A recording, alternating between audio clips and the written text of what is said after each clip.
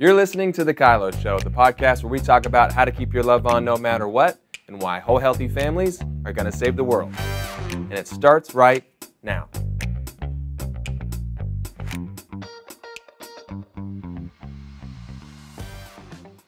Like everything, we're going to talk through our 5 principles. So being powerful, choosing love over fear, pursuing the goal of connection, having respectful communication, and honoring healthy boundaries. So we're going to bring all of that just like we always do.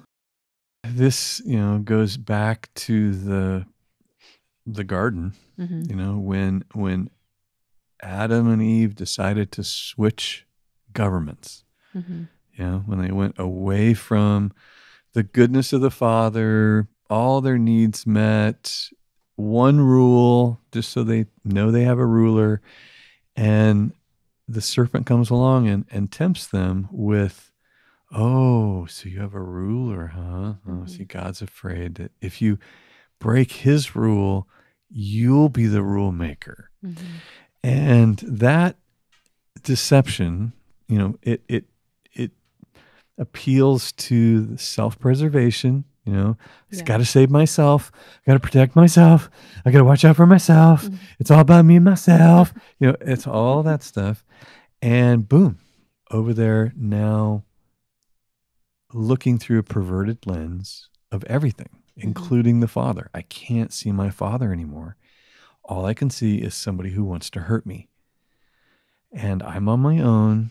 And the most powerful being ever wants to hurt me because I betrayed him. So mankind goes into a, 10,000 year history of self-preservation, of orphan, of cut off. And it isn't until Jesus comes along and says, hey, you know what? If you are born again, you get another shot at this. You don't have to be a slave to that fear anymore. Yeah. You can actually learn to be a little child in the kingdom. You can be reconciled and restored to your Father. So we don't have much practice in really doing a good job with that. And even Christians today are still just so struggling with the idea of a loving Father who has no desire to punish them, has no desire to hurt them, or only has their goodness in mind. You have to go to church every Sunday and hear that and go, oh, that's right, I forgot. And it's just so predictable that we will default to, I'm on my own. I got to watch out for myself. I got to protect myself from you and from everybody else who wants to hurt me. Yeah, I think, just chasing after that war of fear and love and control and punishment, avenue. And I think I have one really clear memory of operating. I mean, I'm sure that if you ask my children, there's more than this one. But this is one that's really impacted me. But it was when Lincoln was little. I mean, he was like 3 years old. And, he had destroyed a makeup palette. For fellas out there that don't know what that is, basically a bunch of eyeshadows. Those go on your eye, again, if you don't know. And he got it all over the carpet. So the carpet's ruined and the wall. And, my anxiety hit because we were renting this house. It's ruined. I don't know how to fix it. So I have all this fear creeping in, and fear is never helping us be our best self. And I just gave into it.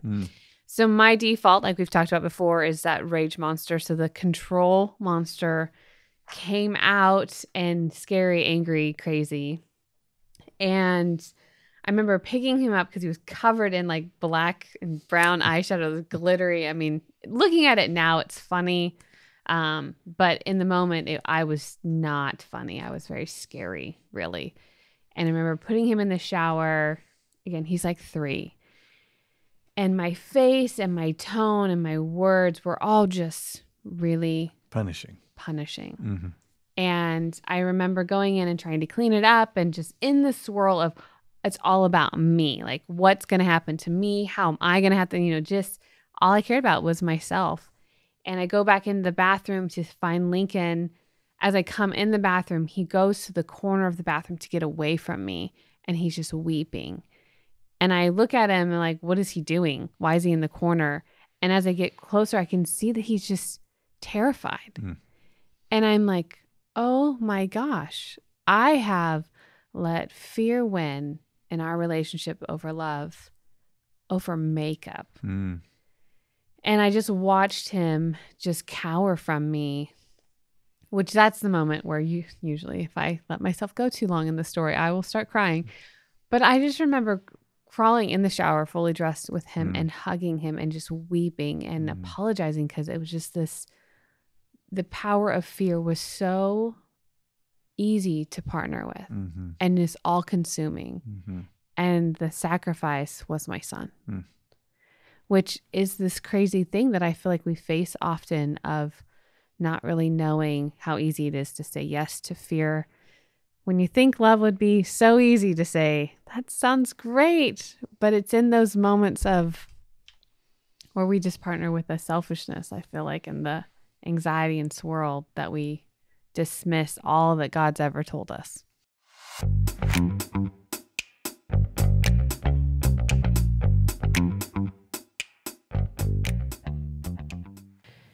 Talking about the victim of abuse and not necessarily, we're not addressing just physical abuse, it's the emotional, the verbal, spiritual. I mean, it's all the different forms of abuse and different things that have come through both of our desks, if you will say. You have more experience than I do, especially I'm old. Yeah, well, there's that. Yeah. But I think even your degree in social work, that was definitely a world full of victims of abuse in one way or another. And pain. It's alarming, I think, for people to understand that it takes two to participate in an abusive behavior over time. Right. And I realize, that there's grooming and there is intimidation and there is a real powerlessness that one or both feel in how do we ever get out of this? We have kids, we're broke, we are whatever. There's just a litany of reasons why I don't change this incredibly scary, harmful experience in my life. Yeah. And it's very real to people caught in it, but it's not a determiner. Like I can get away from your abuse. Yeah. But there's classically some sort of reward system built into it that I choose. And that's the hard piece that for people to grab hold of, because we like to blame somebody. Yeah. We just want to blame somebody. And that way, if I can blame somebody, then I'm not responsible. I'm not responsible for me. I'm not responsible for taking care of what's inside my boundaries. I can recruit someone else, someone compassionate and powerful, to come take over my life and tell me what to do. Yeah. Which is probably how I got into this relationship. Right. And I think that's just identifying how a victim is created to some degree is the blame piece. Is that that's the victim, the bad guy, and the rescuer. You've talked about that before, and Keep Your Love On. And just identifying that when you start to blame somebody, you become a victim. And I don't know how many. Why is that? Why is that? Yeah. I think it's literally comes down to I'm removing the responsibility of anything that I might own in this moment. Yeah, you give your power away. If we're talking about the victim, and what you need to own is the responsibility that there's two people in this dynamic, this relationship, and taking the ownership of what's yours to look at, to confront, which I think, working with people that are in situations that are painful, scary, everything that we've discussed, I think that it's that when, I've had friends that are in these relationships that are victims of some form of abuse, and it is frustrating to not see the light bulb come on of you have to own your side of it, because they're the kindest, sweetest people on the planet, and they don't even realize that they are putting blame somewhere. And so I think, again, that becoming a powerful person is really the biggest first step, and being willing to look at what can I own that I've said yes to and given permission to, that's allowed this culture, behavior, disrespect to be part of this relationship. And we live in such a day that it feels almost vogue to be a victim. Yeah. And to circle in the triangulation, what we call the irresponsibility cycle. And we call it irresponsibility cycle because we're not trying to assign blame anywhere. We just want you to not participate in being irresponsible with your role. Yeah. Whether it is you see some abuse, so your movement is to bring empowerment, not to bring blame. You're dealing with the offender, your goal is to bring a confrontation that empowers them to clean up their mess, that empowers them to deal with the brokenness that is leading to hurting other people. And your role as an advocate or a counselor or someone who's doing the intervention is really to orchestrate empowerment for everyone to grow, learn, and change. Now, when people don't own it, don't adjust, well, here come the boundaries. Like, how many pet rattlesnakes do you have? Right. None. Yeah. The answer is none. Stop. You shall not enter. Get rid of your rattlesnake farm. Yeah. And you don't be a rattlesnake. Yeah. And, I remember you talking about the difference between empathy and sympathy when you're working with people, and how just to identify what one brings and what the other one doesn't, where there's empowerment versus encouragement almost. Alignment, yeah. And, another really great course, if this is a field you're in and working with people, is the People Helping People course that we have. I think that's a really great place to help you know what your role is, and when you're helping people to either identify that they're the rattlesnake or that they're living on a rattlesnake farm.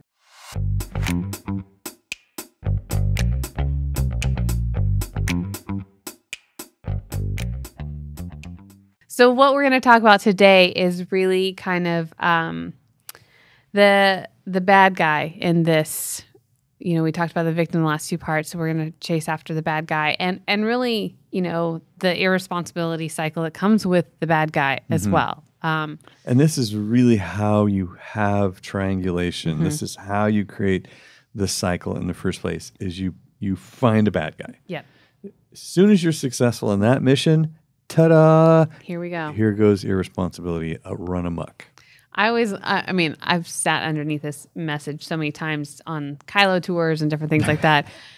But when you're giving the description of the victim, help, and then there's the bad guy. But my favorite is, when the good guy, the hero swoops in, I always envision someone coming down on a cloud from above. With big wings. Yes. To confront the bad guy, who also is sometimes doesn't even know that they became the bad guy, which is part of what we're going to talk about. Yeah. But sometimes they very much do know that they're the bad guy. Anyways, but that illustration always gets me every single time. I'm always laughing at. It's kind of silly, a bit hilarious that when we find someone who has made a mistake, which is every human being on the planet. Right. We villainize them. Yeah. What a stupid move. What a dumb thing to do is to give someone so much power that another person is powerless. Dumb, dumb, dumb. Well, the thing for me too is when you are being accused of something that you didn't do, and you feel like this is that, you just said it, the triangulation happens over and over again, where they believe this to be true about you. And so you are now the bad guy, And you're like, how did I become the bad guy? You're the bad guy. Oh, look what we just did. We just did it again.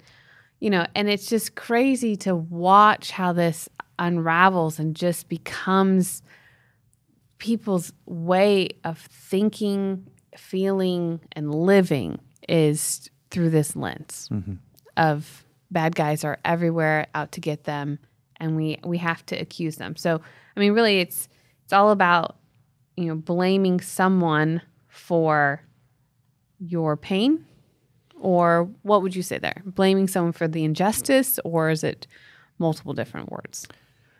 Well, sometimes we're just blaming people for whatever. And other times people do make mistakes. They said something disrespectful. They were totally irresponsible right there. They meant to be hurtful. Whatever. You made a mistake. You totally messed that up. And so there is I'm blaming you for how I'm acting, and that makes you a bad guy. And there's you actually did something that has caused a problem in our relationship. But the villainizing someone into being subhuman and more powerful than you, King Kong dumb. Yeah. Yeah. This is how you make your life miserable. Yeah. I think a lot of people get caught up in the, Jesus wants us to love people well. And so that means to take on their problems. That means to, be the one that has to help them identify the bad guy and help them understand that they're a victim and that, but they get sucked into wearing, that I remember in the parenting stuff you used to have, we say, no problem. Yeah. No problem for me, possible problem come up for you. But you show that photo of this, I think it's a bulldog, and this man sitting next to him, and they look like the same person. That's it, because you can't tell the difference between the person with the problem and the person who doesn't have the problem. Right, which is kind of what the rescuer does, is they take on a problem that was never theirs. They do. And so, again and again, parents fall into this. Pastors get sucked into this. Yep. Employers, co-workers, friends. It's just a big hole everybody gets sucked up into. Yeah. But I do think primarily it's motivated by empathy, and compassion. People are really meaning well, like, oh my gosh, if there was something I could do right now to help you, I would do it. Right. It's kind of like pulling over on the side of the road because somebody has a flat tire. Like, oh my gosh, look at all these people just passing you by. Right. I will stop. Yeah. I will be that person. And I think it's that kind of heart, typically, until it becomes a dysfunction. But figuring out from the get-go what is help and what is not really helps. Totally. So I think, how do you navigate the, looking to help somebody that is a victim, that you can see that, I know that People Helping People course, is trying to help you with tools to not be a rescuer, but being a powerful person and, kind of displaying what a powerful person looks like. How do we not get sucked in so much to that road that leads to the rescuer? What are good, like maybe red flags that you can see along the way of like, oh, maybe you're taking the wrong turn. Reroute. Well, if you're exhausted, you're doing it wrong. If you're angry, you're doing it wrong. If the person keeps falling in the same hole, you're doing it wrong. Yeah. So, I mean, there's some fruit that you should look for in yourself and in the people that you're helping, because if the tools that I'm using are keeping me while I help you, then way to go. And if the tools that I'm using are actually helping you get your self-control back, then ta-da, this is it. So let's go back to People Helping People. The Life Academy course, that is 101. I mean, that is like, okay, if you're going to be in there helping people a lot, and this may just because you have a crazy family. It may not even because you are doing it for a living. Yeah. But if you're doing it for a living, you had better have these basic skills. And if you are surrounded by chaos, smart move on your part. So boundaries are probably a pretty big thing that you need to put in place to not be a rescuer. Like 100%. Yeah. Yeah. Okay. Like, are you managing you and your priorities? Because if this is your spouse, that's a pretty intimate relationship. Yeah. But even there, you can only give so much. You can only do so much. You can only change so much that introduces their opportunity. But it starts really with them. It starts with like, what are you going to do? So you get a lot of like dating advice questions. A lot of people that are looking for that significant other. They're asking like, what do I need to do to prepare myself? Like, there's this question always is, what should I be doing to find the right person? Looking for Mr. Right. Or Mrs. Right. Or Miss Right. Yes. Hopefully not Mrs. Yes, Right. it's true. Miss Right. Mrs. Right. Well, keep in mind that you attract who you are, not who you want. And some people think that means personality types. Like I'm very extroverted and I attracted a total introvert. How did that happen? Like, well, it isn't the personalities that necessarily are similar. It's the values. It's the wounds often. It's the life paradigm. Like I actually see life similar. It's a lot of those kinds of similarities that you find yourself in essence continuing your life. It didn't radically change like you thought it would. You didn't fix all those problems you thought it was going to fix. It just continues your life with a new set of issues around the same issues. They're just now in your bed. Hopefully after you've gotten married. But sure.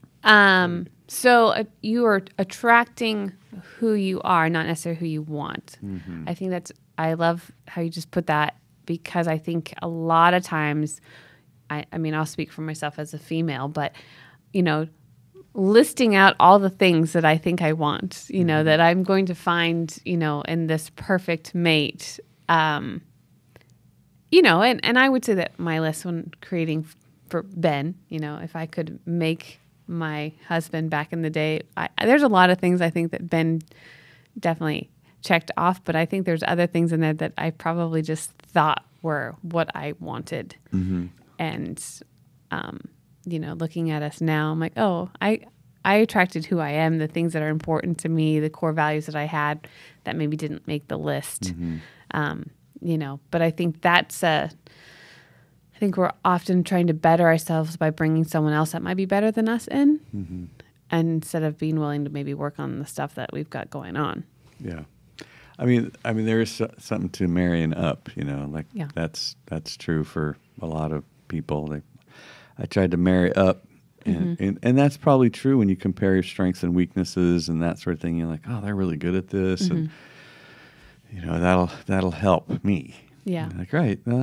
At some level, as long as you're connected, when you're not connected, when you're disconnected, then those strengths actually drive you nuts because they're misperceived and you don't experience them the way that you would normally experience a strength. You tend to find yourself competing or feeling dishonored or disrespected by somebody's awesomeness, and you're like, man, you're just doing that because you think you're like, oh, that's because we're disconnected. That's why that's happening, which is the danger of not getting well, as you have all these triggers that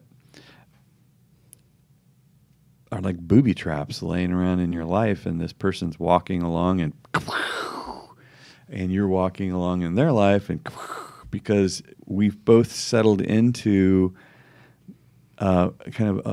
maybe we've both settled into a low level of healing. And so I see you haven't done very much work, and I haven't either. So we'll probably get along just great because neither one of us are going to challenge the other to grow very much. And then people get into a marriage and they discover that, and one of them takes off growing and the other one doesn't. Yeah. And here comes this imbalance in the home. But now we're married with children and it's work. It's work to keep it together. And that ends up blowing up a lot of folks is they didn't do the work early on. They didn't establish a standard of what we're going to live up to. Here's what I'm going to live up to. Will you meet me here?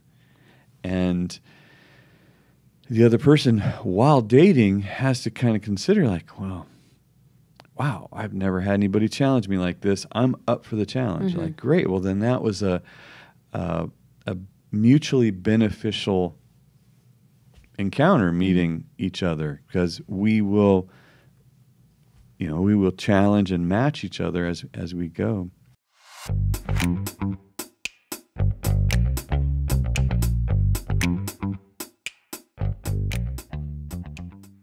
It is a real struggle, just searching for a godly companion.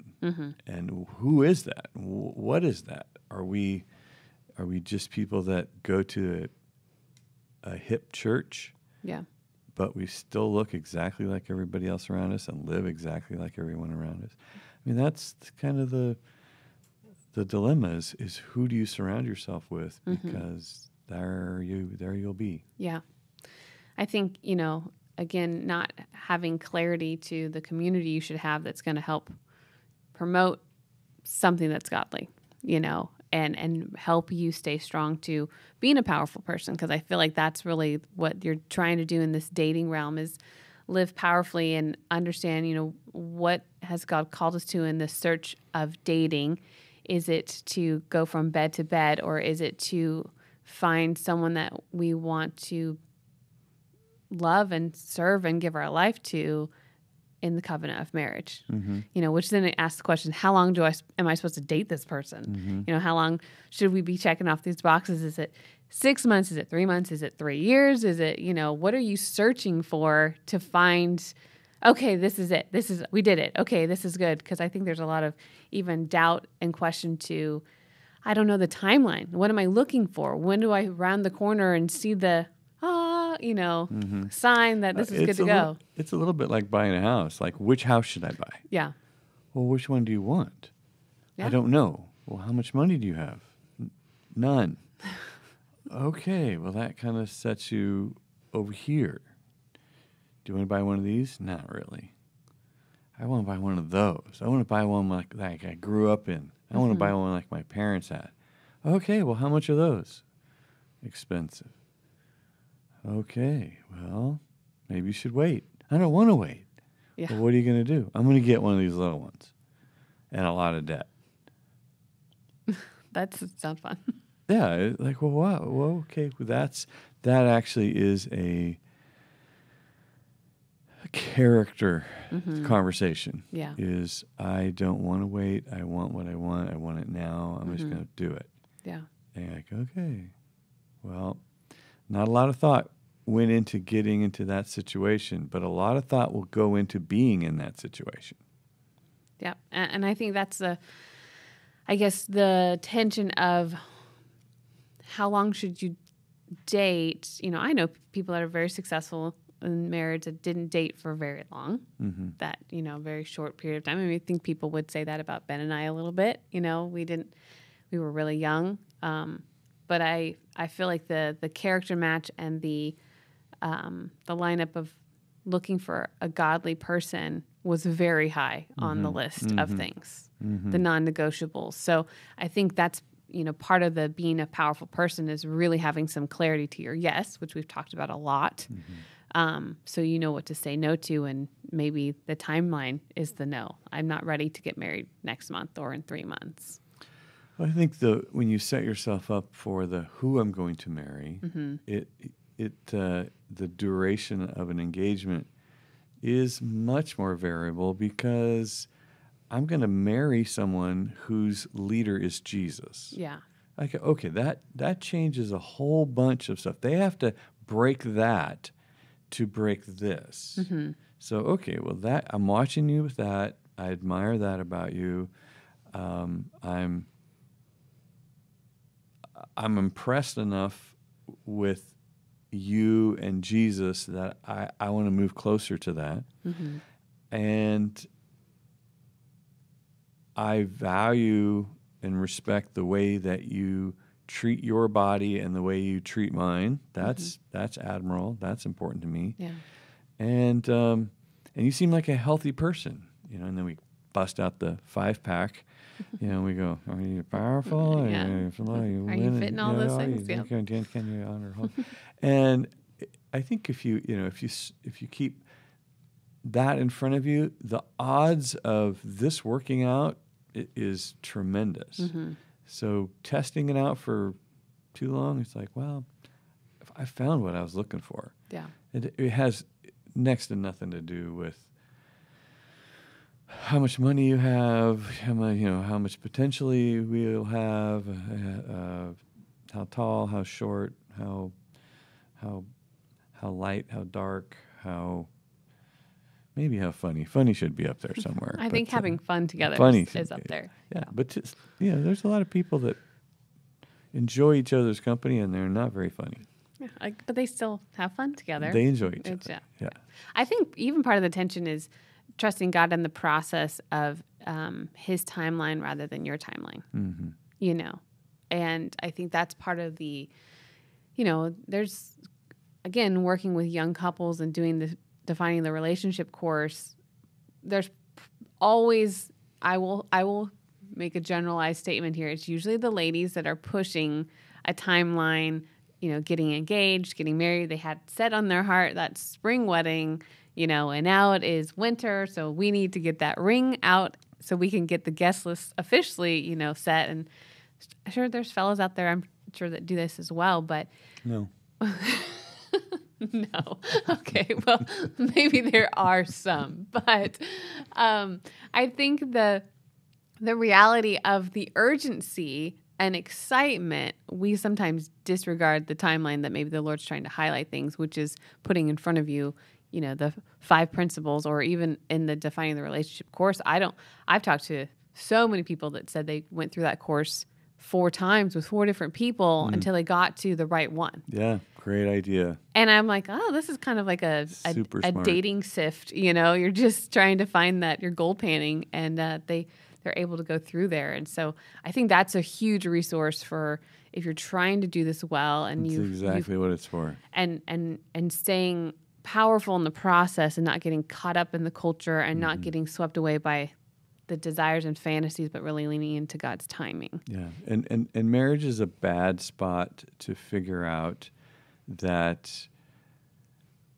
I don't enjoy you, or I don't think we're headed in the same spot. Yeah, that is not where you want to be. You don't want to find that out in marriage. That's a tough thing to bend around. Possible, seen it done 1,000 times, but it's a rough start. Yeah.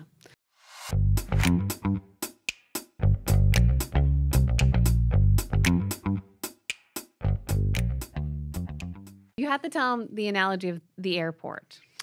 Well, we're talking about mission and vision, right? So when you approach a relationship with another person, and this seems to be getting interesting, more serious, whatever it is, this would be the time to have a conversation that this airport analogy, I've used it before in other podcasts, but we're going to camp on it a little bit today because I think we referenced it a little bit. Yeah. In the Defining the Relationship series, I talk about how when people meet at the airport, like, when people just meet and it's kind of like, you're going to China and I'm going to New York.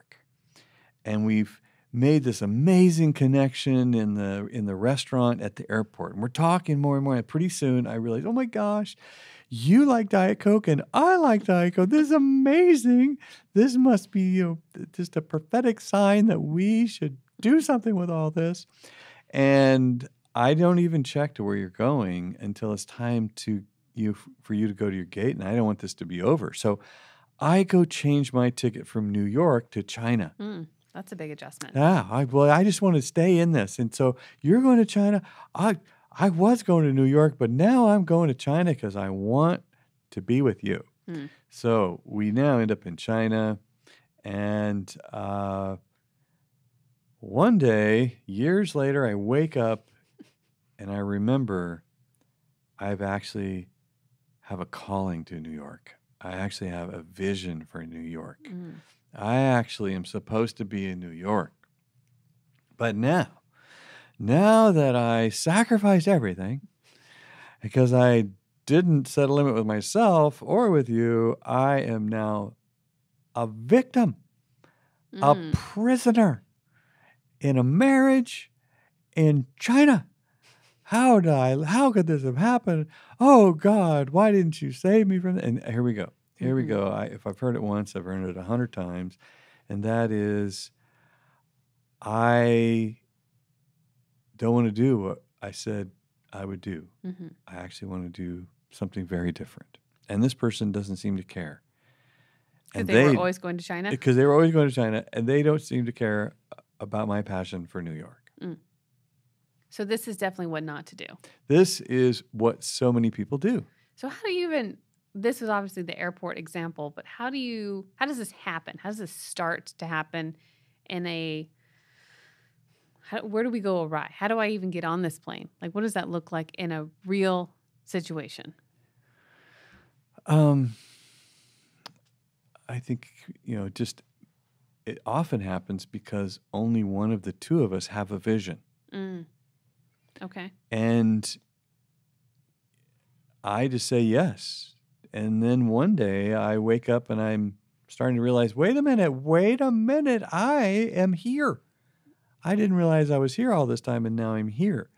And so that is where there's a disruption to the marriage, because this person is saying, how do I say this is really important to me when I've never said this before, and we have all this investment in this particular direction we're going? It may be because we're going to have kids right out of the gate. We're going to just have many kids as we can possibly have, and that's what we're going to do. And then one of them wakes up and says, I love having kids, but I really feel a call to become a contractor. And that's going to require a lot of my time and effort, and I may have to travel for that. Well, how are we going to do this? Or I want to go into the ministry. Or I've always wanted to be a doctor. Like, whatever. All this time in the hospital reminded me I want to be a doctor. So I think that in that airport analogy, you want to meet someone on the plane to China. Or on the plane to New York. You don't want to change your ticket at the airport just because you want this relationship so bad and you're so afraid this person's going to walk out of your life. We're going to dive into your normal for this one. Did you call me normal? No. That's not what you I would not say that. No. But it's your normal, my normal, our normal as a couple, or you're not so normal that I think. Or I think I just ran into your normal. What is happening? Excuse me. What's happening? What here? was that? Yeah. That's usually how this normal gets presented. It is shocking. It's shocking when normals bump into each other. We usually say, that's weird. Why do you do that? Well, that reminds me of a story. Okay. That reminds me of when you were just a wee lass in Australia. You were visiting Ben's family in Australia. Okay. Yep. And you were on the phone with your mom. And it was. This was when it wasn't going so well for Ben and I. No. Well, yeah, that too. But but it was like Thanksgiving or something over there, which they don't have. It might have been Christmas. I don't remember this one. Keep going. Yeah, it was a holiday, and you just kept running into things that were so different. and you would say, Mom, it's so weird. And then this and this is weird. and this and this and weird. And your mom says, honey, quit calling it weird. It's different. It's different. Yes, I think it was Christmas. Yeah. We've only had one Christmas over there. Unfortunately, we haven't. We've been near Christmas, but I don't know that we've actually gotten to stay for Christmas just because of all the things. But it was a very new experience for me because I think you were 17. Yeah, you went over there for a month with this family, and then they all came back. I think Delaney actually was born. This is where we disagree. Your normal and my normal. We had Delaney, and it was Christmas, and it was hot. I remember that. But there was other times when I was 17 over there too, and other times when Lincoln was born and Addie was born. So maybe there's just kind of running together. Well, okay. This is where we disagree. So your normal and my normal just ran into each other. But yes, it was. I think my memory and your memory just ran into each other. That's probably what it is. I remember saying that having that conversation with Mom, though, that everything was weird. I remember the first time I was in Australia, the ice cream I said was weird. The butter I thought was weird. They didn't have pumpkin pie in a can. They didn't have so many things that were my normal, which is when Mom said, you need to stop saying weird. Stop saying weird, honey. Yeah. And normal, that was probably the first introduction to understanding that their normal can mean many different things. Especially when you're dating, you run into what feels like, family traditions. That's a really great place to have displayed. Family. Just family. Family, period. As soon as you run into their family, which is a great thing to do, by the way. You might want to check out the family while you're dating. Take them up on that. Would you like to meet my parents? Yes, I would love to meet your parents, because you're about to get introduced to where they got their normal and why it's so strong in them. And we don't even know what we think is normal until someone else goes, what are you doing? Thanks for listening. Never miss an episode of The KYLO Show by subscribing to Apple Podcasts, Spotify, or watch us on the Loving on Purpose YouTube channel. Don't forget to submit your questions and testimonies to thekyloshow.com. The KYLO Show is produced by Ali Armerding, co-produced by Ashley Beck and Anna Hill, sound engineered and edited by Taylor Silk, and show promoter Christian Zamora. Don't forget, whole healthy families gonna save the world.